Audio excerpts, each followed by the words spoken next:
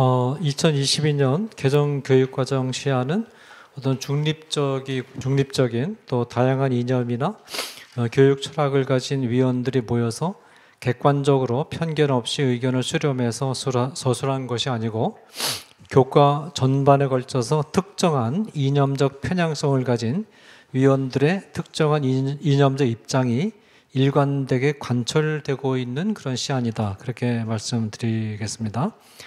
특별히 이와 같은 이념적 입장은 성에 관한 내용, 낙태에 관한 내용, 남북관계, 부모의 자녀 양육권, 종립학교의 자율성, 특별히 그 환경 문제, 지금 이 성 문제와 더불어 이 서구 좌파 사상이 깊게 침투해서 장악하고 있는 영역이 환경윤리입니다. 환경윤리가 전부 좀 오염이 되어 있어요.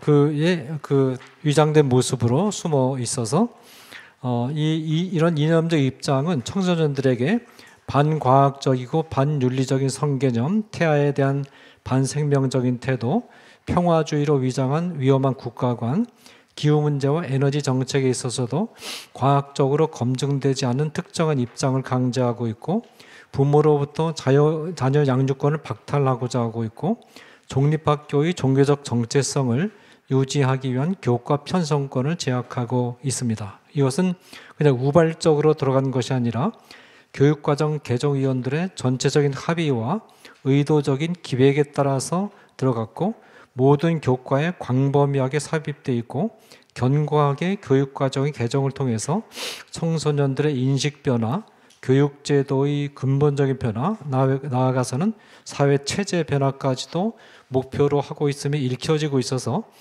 이건 그냥 자꾸 수정을 해서 우리가 받을 수 있는 그런 시안이 아니고 전체적으로 교육과정 자체를 폐기하고 교육과정을 집필할 위원들의 전면적인 교체와 책임을 묻는 방향으로 나아가야만 된다라고 하는 것입니다. 첫 번째로 이제 성인지 감수성과 성적 자기결정권. 이 문건은 성인지 감수성과 성적 자기결정을 주입시키는 것을 전 교과를 통해서 일관되게 추구하고 있어요. 그래서 특별히 학문적으로 정립되지 않은 생소하고 근거가 불확실한 전성적 존재라는 말을 도입하고 있는데, 이건 도대체 무슨 말인지 알 수 없는 그런 이상한 말입니다. 이 전성적 존재라는 것은 인간은 남자와 여자를 자유롭게 오갈 수 있고, 남자와 여자 이외에 가능한 모든 성을 자유롭게 선택할 수 있다, 그런 뜻을 담고 있는 것 같아요. 또 성전환을 의미하는 젠더 관계를 촉진하고 젠더 역할을 조장하고 있고, 또 인간의 성별을 이렇게 해서 생물학적인 객관적 정보에 의거해서 결정하는 것이 수천 년 동안 인류가 지켜왔던 성별 결정 방식이었는데, 이것을 근본적으로 흔들어서 양성적 성질서와 성윤리를 흔드는 그런 교육과정입니다. 그러면서 이제 그 사상적인 신학적인 반론을 쭉 얘기를 했는데, 특별히 한 가지만 짚고 넘어간다면 창세기 1장 27절과 28절에 보면 남자와 여자의 성별을 결정하는 본문인데, 이 본문에서 자카르와 니케바라는 히브리어를 사용했습니다. 그런데 자카르와 니케바는 그 영어를 배제한 상태에서 생물학적인 몸에 중점을 둔 표현입니다. 그래서 이 자카르는 정확하게 번역하면 수컷으로 번역해야 되고, 니케바는 암컷으로 번역을 해야 됩니다. 이것은 무엇을 의미하냐면 창세기 1장 27절 28절은 인간의 성별을 결정할 때 인간의 주관적 인지, 또 주관적 생각, 영혼, 이런 것을 고려하지 말고 신체 구조만 가지고 딱 결정하라, 그런 뜻입니다. 그것이 성경의 성별 결정관입니다. 그렇게 해서 결정하면 끝나는 거지 거기에 덧붙일 게 아무것도 없다라는 점. 그 다음에 두 번째로 이성애자와 동성애자 간의 평등 추구와 차별을 금지한다. 그래서 이 문건은 양성평등을 추구하지 않고 성평등, 이 성평등은 젠더 이퀄리티로 이 문건 안에 또 분명히 명시가 되어 있습니다. 를 학생들에게 주입시키려고 하고 있는데, 특히 민주시민 교육이라고 얘기되는데, 이 민주시민 교육의 정의를 이미 이 문건 안에서 내리고 있습니다. 그 안에 성평등, 젠더 이퀄리티가 이미 포함되어 있다는 것. 그러니까 이것은 그 결국 이성애자와 동성애자를 동등하게 보자라는 그런 관점이 철저하게 관철이 되고 있는 것이죠. 결국 이제 이성애자와 동성애자를 대등 관계에 두고 평등을 추구하려고 하는데, 그러면 이제 동성애가 이성애와 똑같이 도덕적으로 문제가 없는 개념이라 해야 되는데, 그러나 성경은 동성애를 도덕적으로 강력하게 비판하고 있죠. 그 결정적인 본문이 레위기 18장 22절입니다. 너는 여자와 동침함 같이 남자와 동침하지 말라. 이 명령이 이제 시대와 장소를 초월해서 보편적으로 적용되는 규범이라는 것을 제가 이제 쭉 논증을 쭉 했습니다. 여러분들이 한번 읽어보시면 되겠고, 그 다음에 세 번째로 사회적 소수자로서의 성소수자. 이 교육과정 관련 문건은 성소수자를 사회적 소수의 범주에 정확하게 집어넣고 있습니다. 그렇게 집어넣고 있어요. 그리고 이들의 인권을 보호하고 또 차별을 금지할 것을 특별히 강조하고 있는데, 특별히 국어 시간에 사회적 약자나 사회적 소수자들이 겪는 차별과 불평등의 문제를 정확하게 인식할 수 있는 문학작품이나 영상물을 함께 읽도록 구체적으로 명시한다. 이것은 동성애자들의 문건을 아이들에게 읽히고 주입시키겠다는 뜻이거든요. 그리고 또 보건과에서도 소수의 입장을 배려한 학습 주제를 선택하도록 해서 이 국어과하고 보건과까지도 이 정파적인 그 특정한 이데올로기를 학생들에게 주입시키고 세뇌시키기 위한 그 장으로 이용하려는 의도를 명확하게 드러내고 있습니다. 자, 그런데 이제 헌법에도 보면 말하자면 그 동성애자가 포함되어 있지 않고, 또 성경에도 30몇 가지의 사회적 약자의 목록이 있는데 거기에 동성애자가 없습니다. 그런데 성경이 기록되던 당시에 동성애자가 없었느냐 하면 그렇지 않거든요. 동성애자가 있었음에도 불구하고 동성애자를 그 사회적 약자의 범죄에 집어넣지 않았습니다. 특별히 윤리적으로 문제가 있는 사람들은 성경에 사회적 약자의 범죄에 전혀 없습니다. 간음을 범한 자, 도둑질을 한 자, 거짓말한 자, 이런 자들이 사회적 약자의 범죄에 들어가지 않습니다. 그래서 윤리적으로 문제가 있는 자들은 사회적 약자의 범죄에 집어넣을 수 없다는 것. 그리고 이제 사회적 약자는 어떤 선천적인 원인에 의해서나 어떤 사회 구조적 힘에 의해서 어쩔 수 없이 문명적으로 들어가게 됐고, 인간의 의지로서 나올 수도 없고 선택할 수 있는 문제가 아닌 그런 범주를 사회적 약자라고 부르지, 의지로서 그 범주로부터 헤쳐나올 수 있는 사람을 사회적 약자로 부르지 않는다라는 것. 여자가 의지로 선택할 수 있는 게 아니죠. 노인, 청소년기, 장애, 또 질병, 고아, 그 다음에 맹인, 그 시각장애인, 과부, 거류 및 나그네, 전쟁포로, 이런 범주들은 의지로 선택할 수 있는 문제들이 아닙니다. 그리고 또 그 사회적 약자는 그 숫자에 있어서 숫자에 근거해서 사회적 약자의 여부가 결정되는 건 아니죠. 여자가 인류의 절반인데 사회적 약자 아닙니까? 청소년도 엄청나게 많고 노인도 엄청나게 많은데 숫자로 보면 결코 소수가 아닙니다. 그런데도 불구하고 사회적 약자로 분류가 되지 않습니까? 그러니까 소수인가의 여부는 사회적 약자로 분류하는 기준이 될 수 없다는 거. 자, 그 다음에 이제 네 번째로 일반적 혐오 표현이 금지되고 있어요. 그래서 금지되고 있는데, 그런데 혐오의 대상이 무엇인가를 고려하지 않고 일방적으로 혐오 표현을 금지시킬 경우에 건전한 윤리적 비판을 차단함으로써 학생들의 건전한 도덕과 윤리 의식의 개발을 방해하게 된다.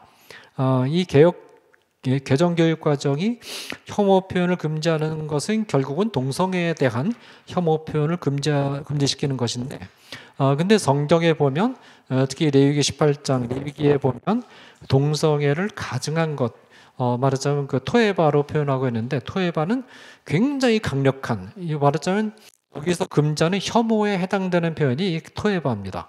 그러니까 성경이 동성애를 가장 강력한 표현인 말하자면 혐오라는 표현을 통해서 비판하고 있는데, 그러면 혐오 표현을 금지시킨다는 것은 성경을 읽지 못하게 하겠다 라는 그런 뜻이고, 결국은 이게 어디까지 가느냐 하면 성경을 읽지 못하게 하고 성경을 설교하지 못하게 하는 대로 가게 돼 있는 겁니다. 그래서 굉장히 위험한 그런 과정이 되는 것이고요. 그 다음에 다섯 번째로 동성혼을 정상적인 가족으로 둔갑시키는, 이미 충분히 다 지적이 된 것처럼 남성과 여성으로 구성된 정상적인 가족을 정상가족 신화다, 이데올로기다, 그렇게 아주 그 이상한 납득할 수 없는 그런 용어를 통해서 그 매도를 하고 있어요. 그러다 항의를 삭제를 하게 했지만 그러나 그 생각은 여전히 남아 있습니다. 가족의 역할 수행에서 성역할 고정관념이나 편견을 형성하지 않도록 한다. 또 다양한 가족 유형에 대한 얘기, 결혼과 가족에 대한 변화된 인식을 받아들일 것, 그 다음에 그 다양한 가족의 모습을 탐색해서 타인의 선택을 존중할 것, 그 다음에 그런 것들, 이것은 결국은 동성혼을 이성혼과 동등한 결혼관과 가족으로 인정할 것을 학생들에게 주입시키고 있어요. 그러나 이제 동성혼은 건강한 가족과 가족이 구별해야 될 중요한 요건들을 갖추지 못하고 있다. 그래서 그 이유, 다섯 가지 이유를 제가 쭉 설명을 해놨습니다. 한번 읽어보시기 바라고요. 그 다음에 여섯 번째로 미성년 성교와 낙태를 장려하는 반생명성을 보여주고 있다. 그래서 이 문건은 학생들에게 결혼 전 혹은 혼외의 성관계를 자제하도록 가르치는 것이 아니고 오히려 학생들의 혼전 성관계를 장려하면서 혼전 성관계를 통해서 임신하게 되는 경우에 낙태를 권장하는 이런 기조에서 그 성윤리를 가르치고 있다는 것입니다. 이 자궁경부암 주사 접종과 같은 성병을 예방할 수 있는 방안을 가르치도록 강제한다. 이거는 특정한 그 의학적인 사실인데 이걸 갖다가 교과서 개정 시안에다 집어넣었어요. 이건 그 말이 안 되는 거죠, 사실은. 그 다음에 또 이것은 그 피임과 혼동 사용법을 집중적으로 가르치고 있다는 거예요. 이거는 아예 대놓고 혼전 성관계를 허용하겠다, 장려하겠다, 그런 뜻 아니겠습니까? 그 다음에 재생산 건강권은 당연히 낙태를 허용하는 권리고, 중간에 보면 불안전한 낙태는 여성과 청소년에게 심각한 건강 위험을 초래하니까 낙태를 하려면 완벽하게 해라, 그런 내용이 있어요. 이런 특정한 내용을 갖다가 이 중고등부, 초중고등학교 아이들 교과서에 집어넣는다는 것은 이게 이 정신이 제 정신인가? 그러니까 좀 의심할 정도로 약간 어떤 정신이 좀 나간 것이 아닌가, 그런 생각이 들 수밖에 없는 그런 표현입니다. 기독교 생명윤리 관점에서 볼 때 낙태는 명백히 살인 행위이기 때문에 이 교육 과정은 반생명적인 태도를 조장한다. 그 다음에 학생과 부모를 이간질을 시킵니다. 그래서 이 문건은 개인과 가족을 뛰어넘어서 사회적 양육을 실천한다. 이거 굉장히 위험한 말입니다. 그러니까 이 말은 뭐냐면 학생들을 부모로부터 격리시켜가지고 국가가 말하자면 교육을 시키겠다는 거예요. 그러면 국가가 추구하는 특정한 이념에 따라 세뇌 교육을 시키겠다라고 하고 있고, 부모의 자녀 양육권을 부모에 대한 지나친 과잉 양육으로 그렇게 아주 비아냥거리고 있고, 부모에 대한 낭만적 신화 또는 부정적 인식, 이거는 말하자면 정상적인 생각을 가진 이 교육자로서는 상상할 수 없는 그런 엄청난 그런 이상한 표현들을 이렇게 사용하고 있고, 이걸 갖다가 초중고등학교 아이들에게 좀 관절시키겠다고 하는 겁니다. 그러니까 아이들 다 부모라고 하는 것은 자기가 자식을 낳았기 때문에 생명을 걸고 자식을 지키려는 그런 마음이 있는데, 그게 이제 부담스러운 겁니다. 그래서 부모로부터 성적인 자기결정권을 어려서부터 계속 강조해서 부모가 이성교제라든지 성관계를 못하게 하는 것은 너희 자기결정권을 뺏는 거니까 저항하라. 그래가지고 부모로부터 뛰어나와가지고 국가가 아이들을 가져가면, 그러면 애들은 약하기 때문에 국가가 가져가면 그냥 그 세뇌가 되는 겁니다. 그게 굉장히 위험한 사회적 양육, 굉장히 위험한 그런 발상입니다. 그 다음에 종교적 편향성, 이 문건은 유교, 불교, 도가의 자연관을 선호하고 기독교 환경윤리를 인간 중심주의와 개체주의로 비판하는 편중된 종교적 태도를 보여주고 있고, 특별히 공립학교의 경우에 예배를 포함한 종교교육 과정을 편성해서 개설할 수 있는 권한을 학생과 학부모의 동의를 선택 과목으로 돌리고 학생과 학부모의 동의를 얻도록 규정하고 있으니까 학생과 학부모가 동의하지 않으면 다 할 수 없는 것이 됩니다. 그러면 미션 스쿨을 운영할 수가 없어요. 그래서 우리가 그런 문제가 있고, 그다음에 남북 관계에서 보면 말하자면 남북 관계를 통일 문제를 평화에 대한 감수성, 이건 굉장히 위험한 표현입니다. 그걸 강조하면서 절대적 평화주의 관점에서 남북 관계의 평화와 통일 문제에 접근해야 된다라는 것을 학생들에게 일방적으로 가르치고 있습니다. 특별히 거기 보면 분단과 관련된 장소를 평화의 장소로 만들기 위한 노력을 해야 된다. 이것은 뭐냐면 비무장지대의 무장을 해체시켜야 된다. 그런 뜻 아니겠어요? 그래서 지금 비무장지대의 무장이 상당히 많이 해체가 되어 있지 않습니까? 군대 기강이 무너지고. 이것은 무슨 얘기입니까? 그냥 북한에게 우리나라를 내주겠다는 그런 뜻 아니겠습니까? 그리고 남북 간의 평화와 통일 문제를 감수성의 방법으로 정벌한다. 이건 굉장히 위험한 것입니다. 이것은 국가와 개인 간의 특성을 무시한 접근법이고 북한 정권의 특성을 생각할 때 매우 위험하다. 그래서 이 교육 과정에 보면 북한 정권의 자본주의의 모순은 비판하면서 사회주의나 공산주의 또 주체 사상과 같은 이 사회주의 사상을 소개하고 비판하는 것은 전혀 없습니다. 거기다가 북한 정권의 비인간성을 비판하는 내용은 하나도 없어요. 이게 굉장히 위험한 거죠.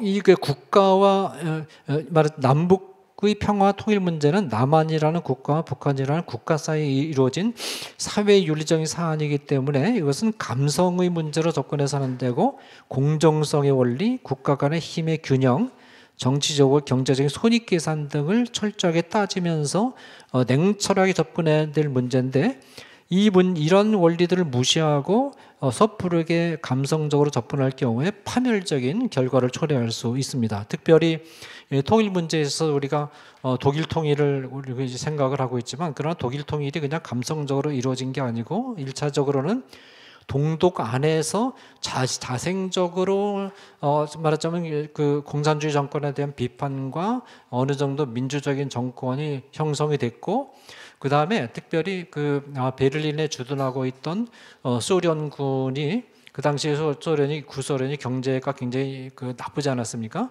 돈이 없으니까 우리 철군 비용으로 500억 달러를 달라, 현금으로 달라. 그런 요구를 했습니다. 500억 달러가 그 당시 1990년대 500억 달러니까 지금 하면 굉장히 더 큰 금액이죠. 그거를 서독 정부가 현찰로 외쳐 얻지 않고 지불했기 때문에 독일 통일이 가능했던 겁니다. 그게 감상적으로 이루어진 게 아니라는 말이죠. 네. 그리고 이제 사실 북한 정권은 정상적인 파트너가 아닙니다.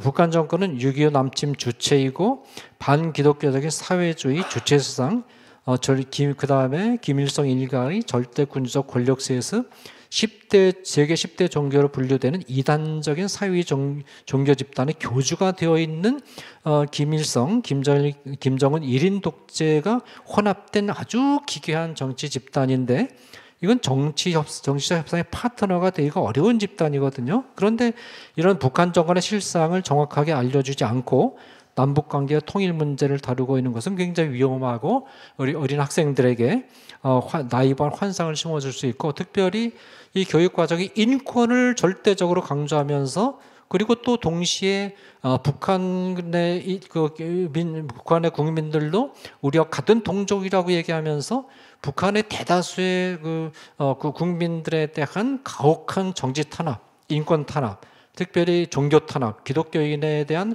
가혹한 탄압이 현실인데 거기에 대해서 일체의 입을 다물고 얘기를 하지 않는 것은 이것은 특별히 안보 교육상으로도 심각한 문제다라는 걸 지적하고자 합니다.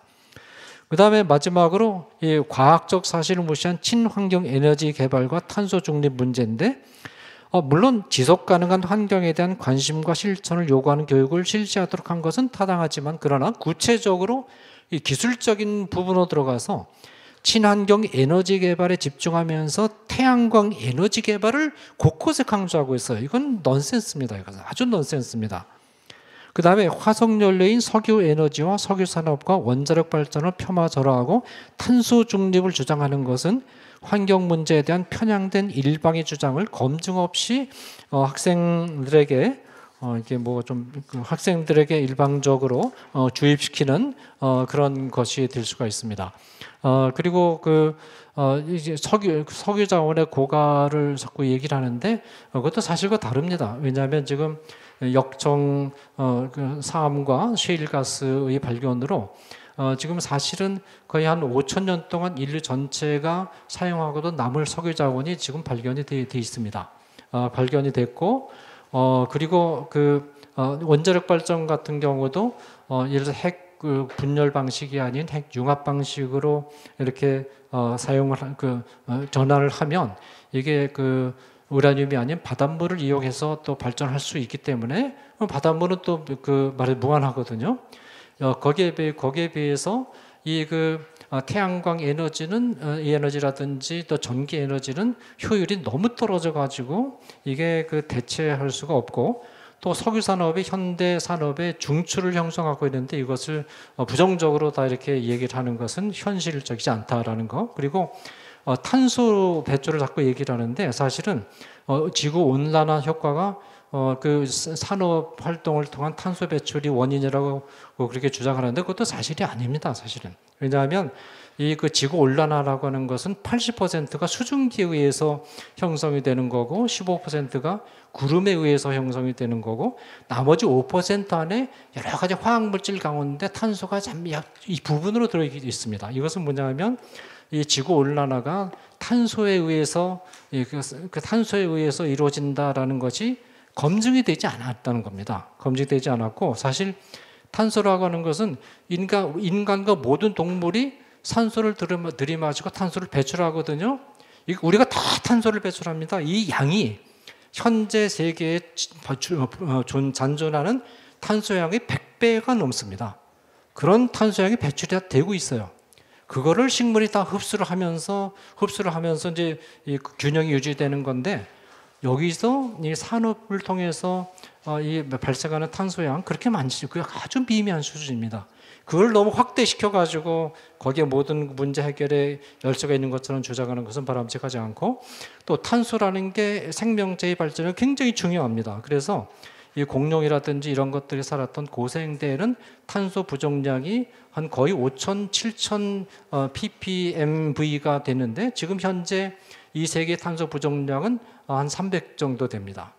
그 당시 비교해 보면 굉장히 낮은 거예요. 물론 산업 활동을 하기 이전에는 한 100 얼마였다가 300 정도로 향상이 됐지만 그거 별거 아닙니다, 사실은. 그리고 또 뭐 투발루가 이제 해수면 상승으로 자꾸 이제 수면이 상승해서 국토가 없어져 간다 그러는데 그러면 뭐냐면 2000년 전만 해도 그 거대 국제 도시로서 존재했던 알렉산드리아가 2000년도 안 된 지금은 해수면 10m 아래로 다 가라앉아 있습니다. 그럼 그것도 그러면 지구 온난화 때문이냐? 그걸 증명할 수 있느냐? 그런 문제가 있습니다. 그러니까 말하자면 환경을 위해서 이제 플라스틱을 좀 사용 절제한다든지 쓰레기 배출을 말하자면 절제한다든지 그런 노력은 가능하지만 특정하게 말하자면 에너지를 짚어가지고 태양광 에너지로 친환경 에너지로 대체해야 된다. 또 석유 에너지는 이제